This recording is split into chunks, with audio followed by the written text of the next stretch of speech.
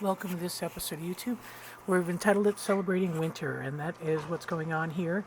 We start with a clip of the wolves actively kind of engaging in one of those chase scenes that have been going on throughout the winter season. And this time it's a focus of Grayson. It isn't always a focus of Grayson, but as we've talked about since the introduction, he is the more timid of the two pups. And you see Aiden, though, coming across the back of the pump housing there with a T2 tail kind of straight back.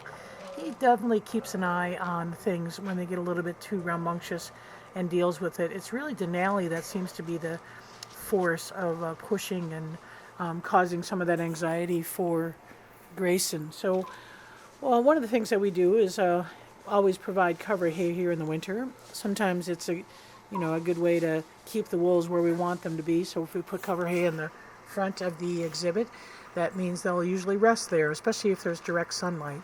And obviously wolves don't necessarily need cover hay. They've got a dense undercoat and long guard hairs that protect them. But one of our philosophies in management has always been try to do the best that we can to make sure that they're as comfortable as they can. And one thing that wild wolves don't have is a lot of compacted snow. They're typically in fresh snow, powder snow that has maybe some insulating value, where in captivity the snow gets so compacted from all of the chasing and running that it loses its insulating value.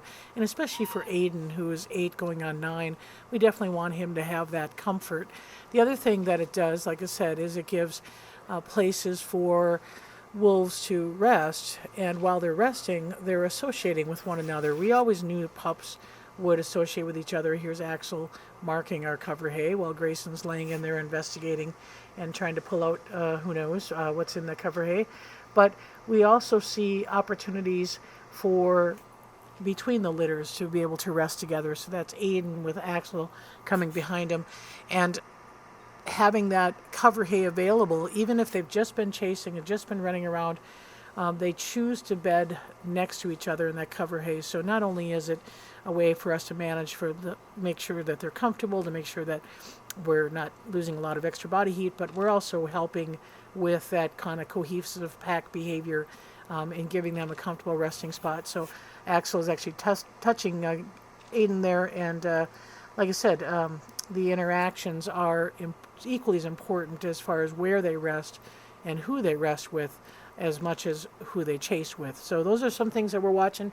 Like I said, Denali seems to be kind of the instigator of a lot of this chase and excitement. He is going on 9, and you can see him walking here. You can see a little bit of that old age kind of not as nice conformation as a younger animal, but it's still very active and still very capable of chasing and running. So, like I said, not really certain why, but he seems to be the one that triggers a lot of that excitement, and that excitement that gets a little bit too intimidating because he is so much larger than the pups. But it's not an ongoing thing, and like I said, every exhibit has certain times of the day, certain things that stimulate them, that get them kind of excited, and so we really try to keep an eye on it, and we have people here kind of monitoring how the wolves are interacting. One of the things you see here that is a stimulus is this is the fence line with Luna and Grizzer, and so we see the pups and Bolts over here kind of listening and watching. We do not allow a direct visual. There are some cracks through the fence that can kind of see each other, but we block that whole wall because I think there's more excitement if they're able to watch, and especially if Luna and Grizzer are engaged in social behavior where they're maybe play balling or chasing or tossing or defending food. The visual is going to provide more stimulus that may provide more redirected aggression. So they listen and they hear the sounds of Grizzer and Luna, but they don't necessarily get too excited about it. Sometimes Bolts does, but like I said, it's one of those things we always want to have in our long-term management plan. We don't want to aggravate situations if by chance there might be some day where they need to join each other. So we don't know what retirement's going to look like for Aiden and Denali. We don't know what retirement's going to look like for Bolts. If Bolts and Luna live to be 14, they may be together someday. So I don't really want to push things. And you can see Bolts, it's a little bit of a threat display there towards the pup, so he definitely is keyed into what's going on and could be easily put into a more dominant posture. And so that's why that barrier is there. And it's not just a visual barrier, it's an actual physical barrier that's about 4 feet wide there. And so, like I said, Aiden is kind of keeping things under control. He's very alert as to what goes on, focused probably more on Bolts and Denali. But as you see him walk over here, you know, he's going to be 9 as well. And his 9-year-old age is a little bit farther advanced than Denali's 9-year-old age. You know, typically what happens is that the dominant pack leaders, we saw this with Shadow Malik, tends to age much faster. So that's what's going on over here, is that Aiden is now joining the pups and watching. That's Axel facing us. Grayson is on the other side of Aiden. So you can see the pup's height is getting pretty tall. The pups weighed in at 92.8 for Axel and 77.8 for Grayson. So we still are seeing a pretty big difference between Grayson and Axel. And not sure, again, what that's about. We'll be kind of checking some parasites and see if there's some issues going on there. Over in retirement, we see Luna getting a little bit of body work here, and she certainly is relaxed by that body work. That's something that we try to accomplish every day, although Luna doesn't always allow us the opportunity to accomplish it.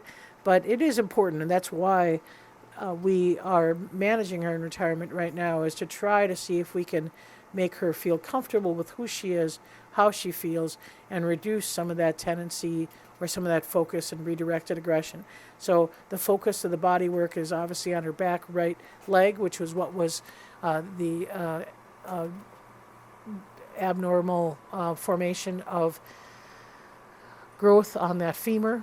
And when she's done, like I said, she shows that relaxation in a multitude of ways, and typically what it is rolling over on her back. So we've all experienced the joy of Luna having a nice bodywork session and then thanking us by giving this great visual of relaxation. So this is a good opportunity for us to look at their pads. You can see the hair between the toes. That's a way to help keep their feet from freezing while they're walking on hard ground, but it also is a place where the ice balls can join or can form. And so Wolf Care staff's job not only to get Luna to be relaxed, but to check out those pads and make sure that there's no issues or any problems with that.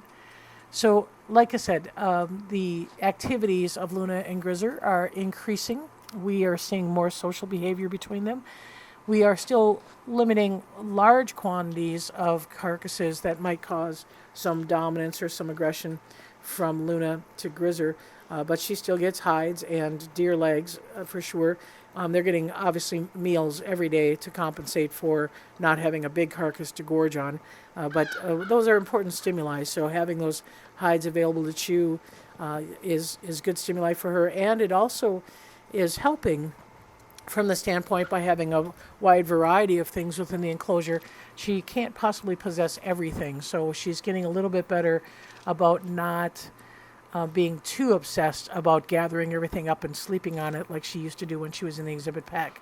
So we're working on it. We're trying to see if we can help her become a little bit more stable, and that stability would then offer her a little bit more options in the future. But as we say around here, every day is a management day, and we make decisions based on the current events and how wolves are doing physically and behaviorally, and so that's real important for us. So Luna, like I said, is something that is worth the investment. We are don't regret a moment of time or effort that we spend in helping make her healthy. So Grizzer over in the pack holding area is getting some den time. Some people had mentioned that they were seeing that Luna was spending more time in the den, but that's not necessarily the case. Grizzer gets a fair amount of den time, but he also has the east side den, so he was using that as well. Are seeing a little bit more compatibility between these two, and there's been some even evidence that they have been together in a frame of reference where a Wolf Care staff person can have a hand on both of them. And so that's going to just kind of take time, but Grizzer's got time. He's definitely better for it, having the opportunity to be with Luna. And they are social carnivores, and so having that opportunity to be together is real important. So Grizzer's laying here on the gate that goes to the east side, and we're going to be doing some work thanks to the online bidding auction that we generated some revenue. We're going to be making some improvements on the connection between these two enclosures to be able to manage that a little bit better, just to make it a little bit more comfortable again for Grizzer and for Luna as they travel back and forth between these enclosures and are a little more protected from the weather. But Grizzer is doing great. His coat is thicker than anybody here, so he's in prime physical condition. He is had not lost any weight this winter. As a matter of fact, he's gained quite a bit because of our management change. So we're happy to report that. So thanks again for watching, and we'll keep you posted as things progress and the winter approaches spring.